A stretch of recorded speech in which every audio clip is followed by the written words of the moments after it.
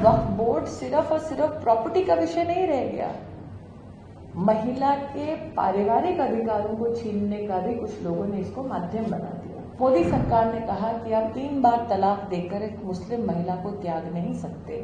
तेलंगाना में वक्फ बोर्ड ने खुला देना शुरू कर दिया, तो वहां के स्थानीय वक्फ बोर्ड ने खुला सर्टिफिकेट देने का भी काम शुरू कर दिया।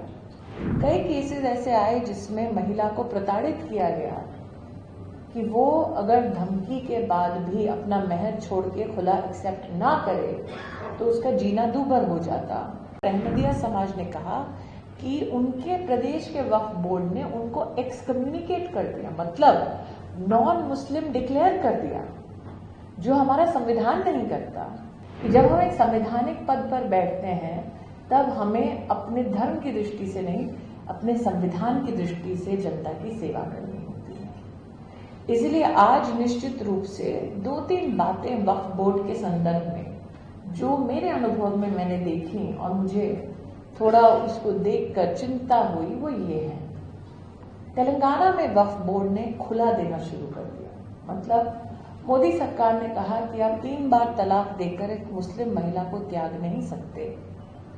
उसके चलते कुछ लोगों ने कहा कि कैसे ट्रिपल तलाक को अवॉइड किया जाए।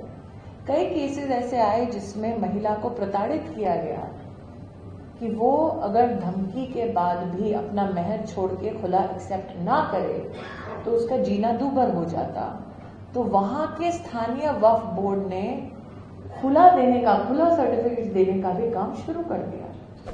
इसका मतलब वक्फ बोर्ड सिर्फ और सिर्फ प्रॉपर्टी का विषय नहीं रह गया, महिला के पारिवारिक अधिकारों को छीनने का भी कुछ लोगों ने इसको माध्यम बना दिया। आंध्र प्रदेश में मंत्री रहते हुए मेरे सामने एक भयावह स्थिति तब प्रस्तुत हुई जब मुस्लिम समाज में से अहमदिया समाज मेरे पास आया और अहमदिया समाज ने कहा कि उनके प्रदेश के वक्फ बोर्ड ने उनको एक्सकम्युनिकेट कर दिया, मतलब नॉन मुस्लिम डिक्लेयर कर दिया, जो हमारा संविधान नहीं करता, जो सरकार नहीं करती। वो सारी की सारी एक्स्ट्रा कॉन्स्टिट्यूशनल पोजीशन एक प्रदेश के वक्फ बोर्ड ने अपने में समाहित कर ली, और किसके कहने पर? जमात के सपोर्ट में।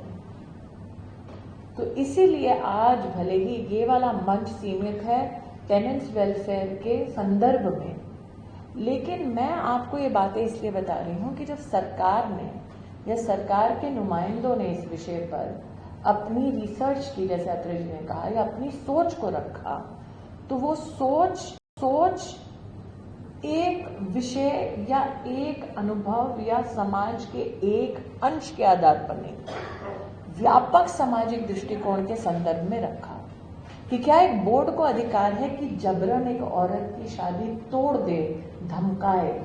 क्या एक बोर्ड को अधिकार है कि किसी को नॉन मुसलमान जो इस्लाम में मानता है उसको नॉन मुस्लिम डिक्लेयर कर दे? क्या एक बोर्ड को अधिकार है कि जो मान लीजिए इस्लाम धर्म का पालन नहीं करता उसको भी कहे तुम भी वक्फ बना दो?